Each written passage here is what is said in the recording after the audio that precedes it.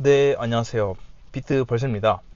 오늘은 부자들은 알지만 가난한 사람들은 모르는 것이라는 영상을 보고 되게 마음에 와닿는 문장들이 있어가지고 이거에 관해서 독후감 제 생각을 한번 말씀드려보겠습니다. 이 영상 어디서 봤냐면은 아래 보시는 것처럼 신사임당 채널에 한 5년 전쯤에 이제 졸리 선생님이 나오셔가지고 말씀하셨던 거고요. 이 영상을 보고 이제 비트코이너인 저는 어떤 생각을 가질까 한번 리뷰 한번 해보겠습니다. 시작하겠습니다. 첫 번째, 흔들리는 건 주가가 아니라 내 마음이다. 이런 말씀을 하셨는데, 졸리 선생님이 말씀하시는 건 그냥 이거죠. 내 주식을 예를 들어 삼성전자 샀으면은, 삼성전자 기업은 그대로 가만히 있다. 그냥 단순히 가격만 움직이는 거고, 네 마음만 흔들리는 거다. 이런 말씀을 하시는 건데, 저는 또 이런 관점으로 생각을 해요. 어차피 내 수량은 바뀌지 않았다.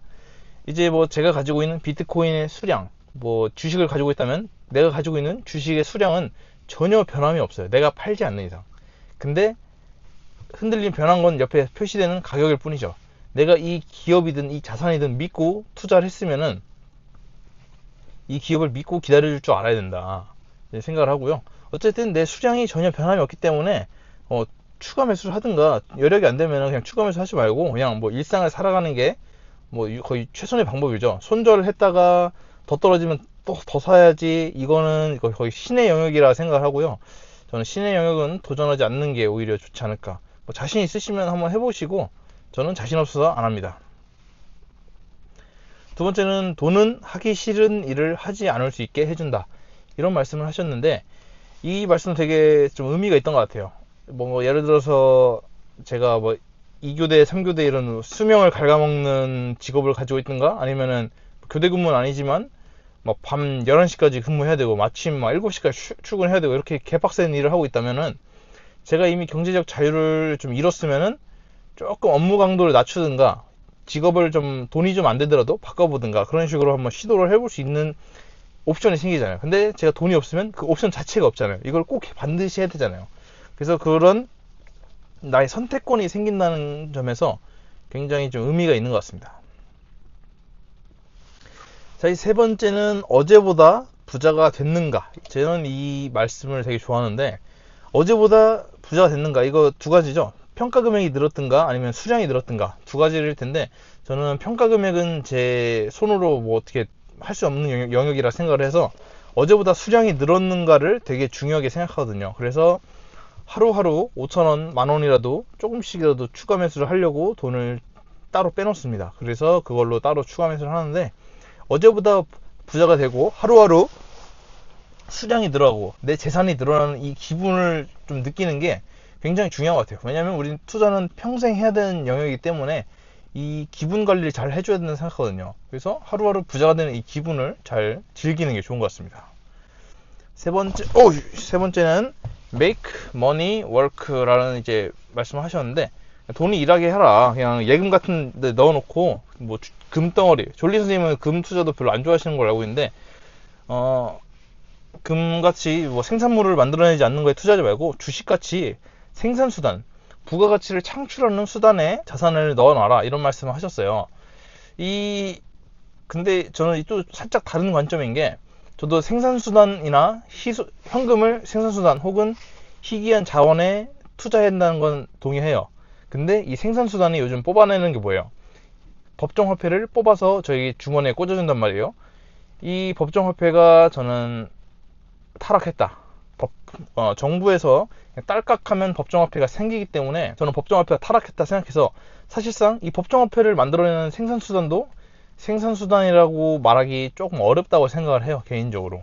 그래서 저는 생산수단보다는 희귀한 것, 희소한 자원을 매입하는 게 훨씬 더 제 구매력을 지켜준다 생각을 해서 희귀한 자원인 비트코인에 투자를 하고 있는 겁니다.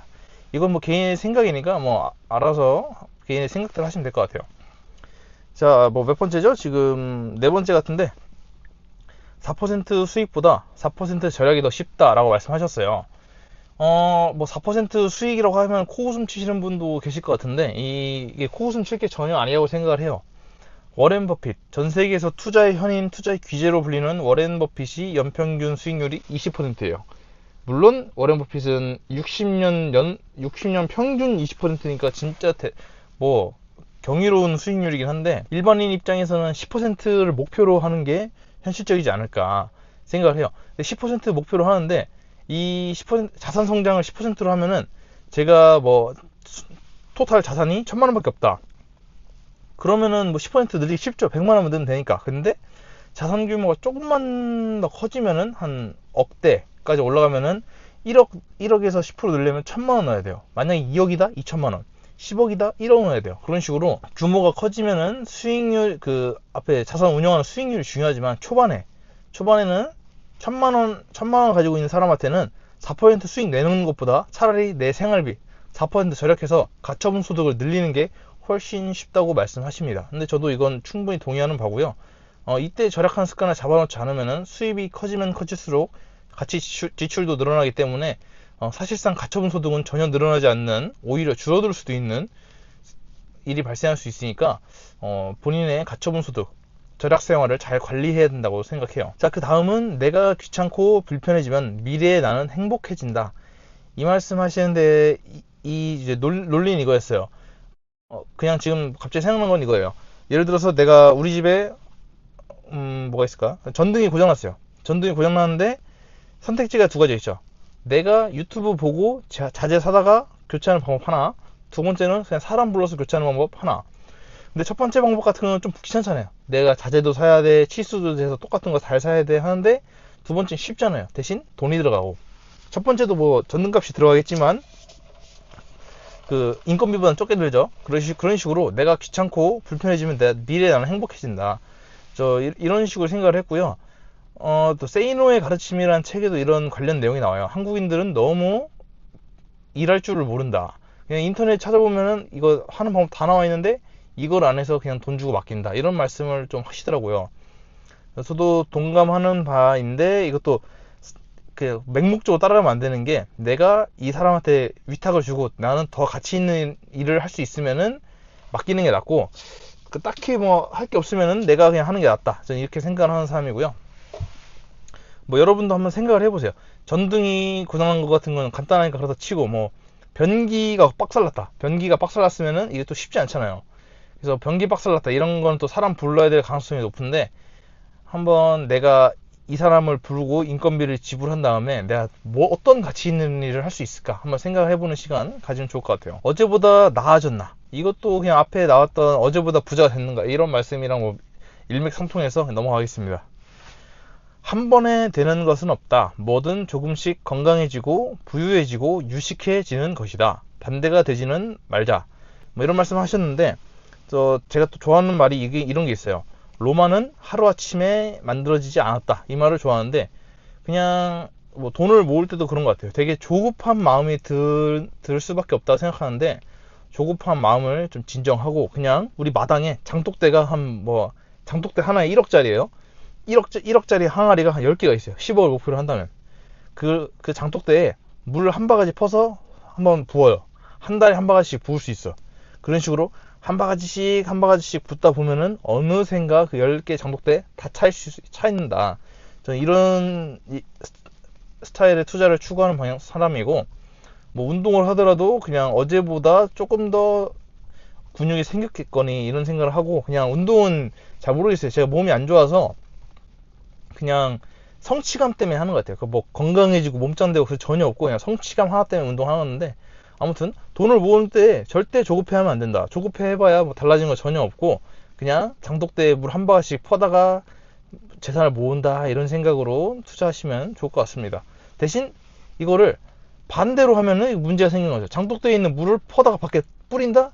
이러면 어제보다 거지가 된 거잖아요. 어제보다 가난해진 거고, 이건 상당히 조심해야 된다 생각합니다. 그리고 부자가 되려면 내가 불편해야 한다. 지금 즐기고 나중에 힘들래. 지금 힘들고 나중에 즐길래. 이런 말씀을 하셨는데, 이건 이제 개인의 성향에 따라 다르지만, 지금 즐기고 나중에 힘들래라고 선택하시는 분들이 지금 너무 즐겨요. 너무 막 몰빵 때려서 즐겨버리니까 이게 문제가 있다고 생각해요.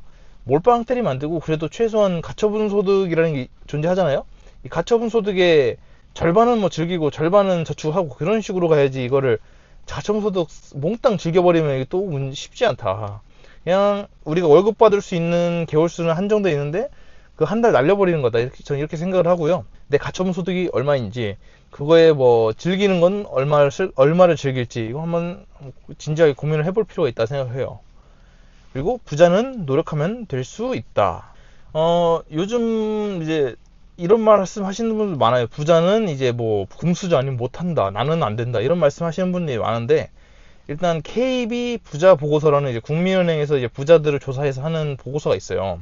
그 보고서의 조건은 그냥 금융자산 10억 넘으면은 통계 대상에 들어가거든요. 그래서 저는 금융자산 10억이면은 부자라고 생각을 하는데, 이 금융자산 10억 진짜 힘들죠. 왜냐면 제가 뭐 지금 사진으로 보여드릴 수는 없지만, 우리나라 사람들 한 가구당 금융자산 통계가 1억 넘는 가구가 없었어요.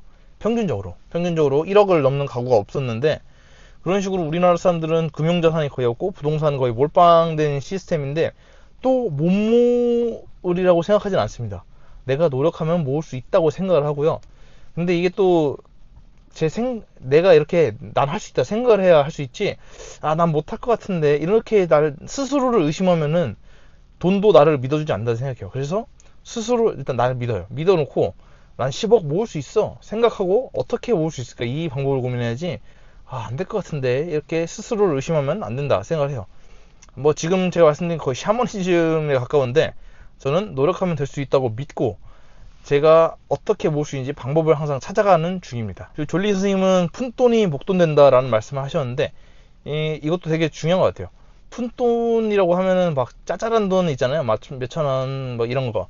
근데 이 졸리 선생님은 이 푼돈을 아끼라고 말씀하세요. 커피도 사 먹지 말고, 집도 사지 말고, 월세 살고, 이런 식으로 이제 말씀하시는데, 그래, 월세는 뭐 타치하고 커피도 사 먹지 말라고 하세요. 커피가 요즘 메가커피 가면은 얼마죠? 저는 카누를 먹거나 아예 핸드드립 커피를 내려 마셔서 커피값을 잘 모르겠는데, 뭐 2,000원에 치자고요. 2,000원 한번 참고 회사에서 카누 먹는다, 공짜죠. 2,000원을 뭐 비트코인을 사든가, 아니면 뭐 토스 증권 같은 데 가면 소수점으로 살 수 있잖아요. 그런 식으로 소수점으로 뭐 주식을 S&P 500이든 이런 거를 살 수가 있기 때문에, 이 푼돈을 모아서 내 자산을 사려는 이 파이팅이 필요하다고 생각을 해요. 졸리 선생님도 월세라는 말씀도 하셨는데, 저는 뭐 잘 모르겠고, 아무튼 그런 식으로 내가 아낄 수 있는 생활비는 아껴서 내 자산으로 전환하려는 노력이 필요하다 생각해요. 자, 또 월급의 반 이상을 저축하라고 말씀하시는데, 이거는 좀 애매한 것 같습니다. 만약에 월급이 한 2천만 원 된다, 그럼 반 생활비 뭐 이런 걸 제가 2천만 원 너무 현실적이지 않으니까 모르겠네요. 뭐 300만 원이라 치겠습니다. 제가 300대 받으니까. 근데 제 생활비가 존재하잖아요. 제 생활비 딱 계산을 해보고, 현실적으로 내가 적어본 다음에 이제 가처분 소득으로 따져야지, 이게 그냥 무작정 월급 반 이상 때려서 박아라, 이거는 조금 어려울 수도 있다, 지속 가능하지 않을 수 있다 생각을 해요. 그래서 내 수입과 내 지출을 정확히 알아보려는 노력이 필요해요. 그래서 대차대조표라는 게, 대차대조표 그리고 현금 흐름표가 꼭 필요한 부분입니다. 그리고 이 졸리 선생님은 사교육도 하지 말라고 말씀하세요. 그냥 부모가 알려줘라. 근데 일단 저 같은 경우는 공부를 되게 못했기 때문에 지금 생각해도 사교육비가 되게 아깝다고 생각을 해요. 사교육비가 아깝다고 생각을 해서, 이거 나쁘지 않다, 이건 좋은 생각이다. 근데 이제 안 될 것 같은 애들은 부모님이 그 교육을 해줘도 되는데, 이제 될 것 같은 애들은 이제 투자를 좀 한 필요가 있다 생각하고요. 뭐 저처럼 이제 공부할 의지도 없고 마음도 없고 이런 친구들은 그냥 부모가 옆에 챗 GPT든 그록이든 이런 거 하나 켜놓고 부모가 알려주는 게 그냥 좀 더 효율적이지 않을까. 그리고 그냥 운동만 열심히 시키고, 좀 뭐 아직은 그렇게 생각합니다. 아직 제가 아기가 없거든요. 그리고 졸리 선생님은 부자처럼 보이려고 하지 말고 부자가 되라 라고 말씀하세요. 부자처럼 보이는 게 뭐죠? 외제차 타고, 뭐 명품 옷이든 명품 가방이든 뭐 착용하고, 뭐 해외여행 능력도 없는데 그냥 막 가버리고, 이런 걸 말씀하시는 거죠. 그래서 근데 부자처럼 보이려고 하지 말고, 그냥 뭐 꾀죄죄하게, 그래 깔끔하게 입고 다니지만 뭐 싼마이 대충 입고 다니고 해도 진짜로 부자가 되는 게 낫지, 부자처럼 보이는 거는 한순간이다. 수입이 끊기는 순간 부자처럼 보이는 게임도 끝나는 거예요. 차라리 진짜 부자가 되는 길을 걷는 게 좋다. 저도 이거 동감하는 바입니다. 뭐 근데 이 PPT가 제가 동감하는 글만 써놔가지고 제가 동감하는 글밖에 없어요.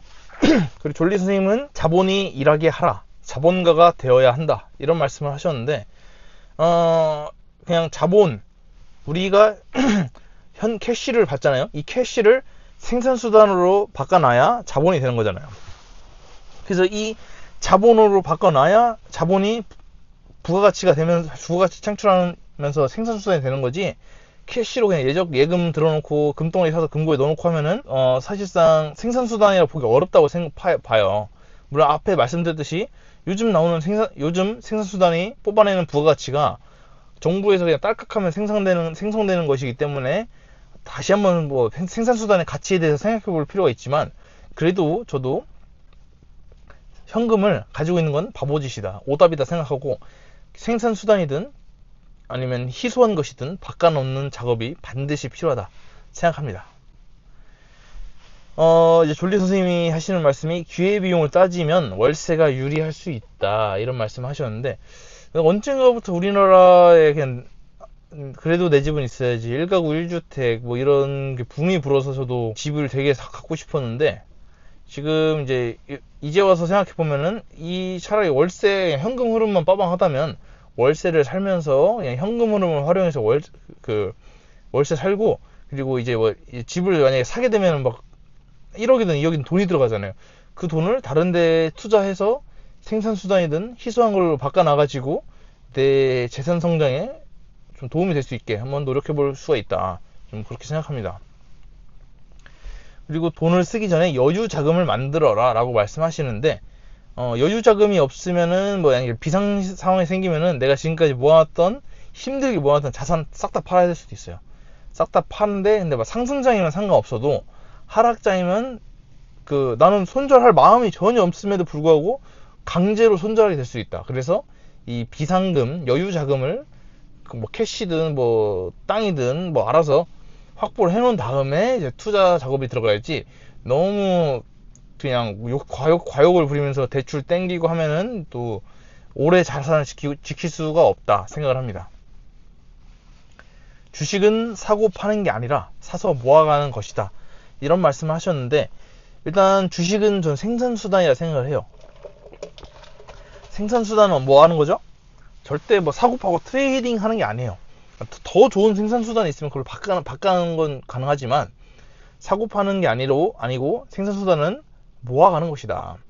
예를 들어서 땅이라고 생각해 보겠습니다. 땅. 옛날 조선시대에 땅 사면은 거기서 뭐 감자 나오고 쌀 나오고 했죠. 그 쌀 나오고 감자 나온 땅을 뭐 달라고 팝니까? 돈이 꼭 필요하면 어쩔 수 없이 팔아야죠. 근데 그게 아니고 그냥 이거 좀 올랐으니까 팔아야겠다. 저는 이런 트레이딩 관점으로 보면은 이 생산수단은 절대 트레이딩 하면 안 된다 생각을 해요. 생산수단 희소한 거는 트레이딩 하면 안 되고, 더 좋은 게 나오면 그때 넘어가는 거지, 굳이 뭐 좀 올랐으니까 줄 때 먹어야 된다 이런 생각 가지면서 투자한다? 저는 좋지 않다 생각합니다.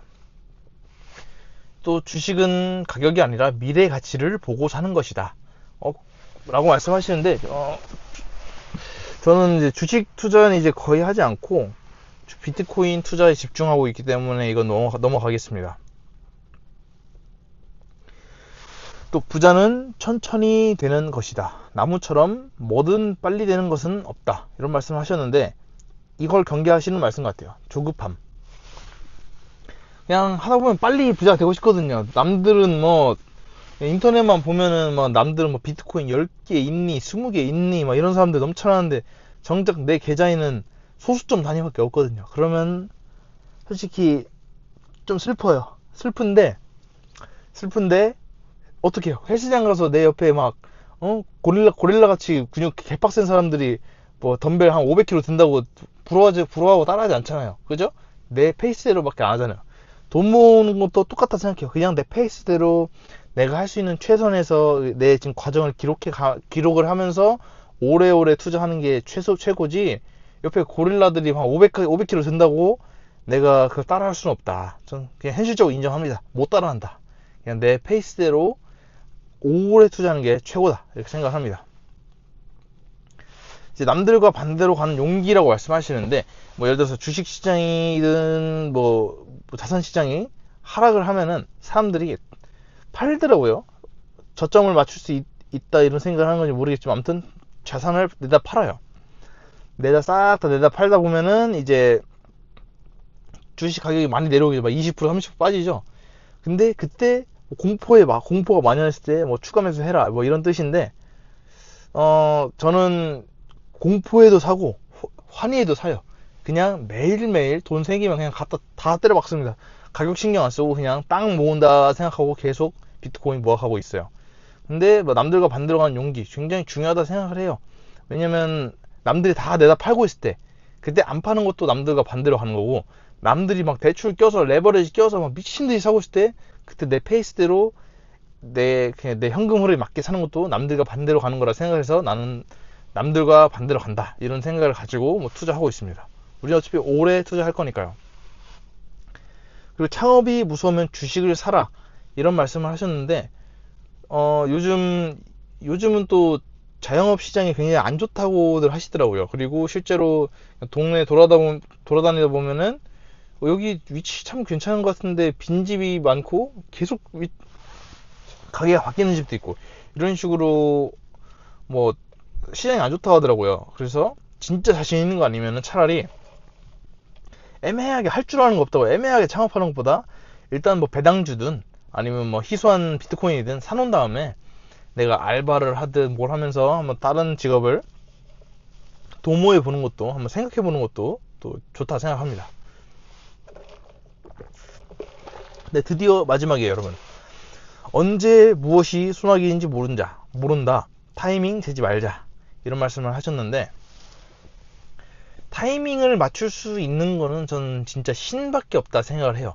물론 가끔 이제 뭐 원효띠라는 이제 코인 유튜버가 있었는데, 유튜버인가 뭐 아무튼 트레이더인가 모르겠는데, 아무튼 그분 같은 경우는 막 차트 보고 어떻게 오른다 내린다 다 예측을 해서 대응하시더라고요. 그래서 100억대인가 1000억대 자산을 이룬 걸로 알고 있는데, 진짜 그런 소수의 사람들 제외하고는 저는 차트 절대 모른다 생각을 해요. 뭐 보면 알아요. 뭐 보면 알면 제 몸무게 차트 보여드릴 테니까 제 몸무게 오를지 떨어질지 좀 알려주세요. 아무튼 그 농담이었는데 재미없으셨을 수도 있어요. 죄송해요. 아무튼 뭐가 소나기인지 모르기 때문에 타이밍 되지 말고 그냥 돈 생기는 대로 땅 사모은다 생각하고 그냥 꾸준하게 사모으다 몇 년 버티다 보면은 언젠간 다 올라 있기 때문에, 좋은 자산을 샀다면 다 올라 있기 때문에 그냥 조급해 하지도 말고 타이밍 재려고 하지도 말고 그냥 이건 내 땅이다, 내 손에 들어온 땅 절대 안 판다 생각 마음으로 그냥 투자하시면은 또 좋은 결과가 있을 거라고 생각합니다. 근데 지금까지 제 영상 들어주셔서 정말 감사하고요. 좋아요랑 댓글 좀 부탁드릴게요. 감사합니다.